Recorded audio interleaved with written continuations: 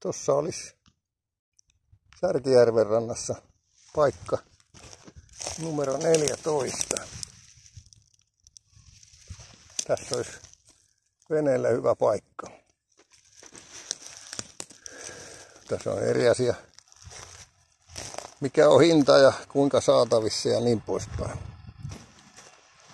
Kaunista päivää. Eduskuntavaaliehdokas Seppo Lehto Tampere luontomatkailee. Ei tarvitse mennä tämän kauemmaksi, kun täällä on 21 astetta jo lämmintä. 18. päivä heinäkuuta komeassa auringonpaisteessa. Ymmärrä ulkomaille matkustamisen kanssa ketkuttelua ollenkaan. Tässä on Suomeni maa. Ihan komeita Tampereellakin.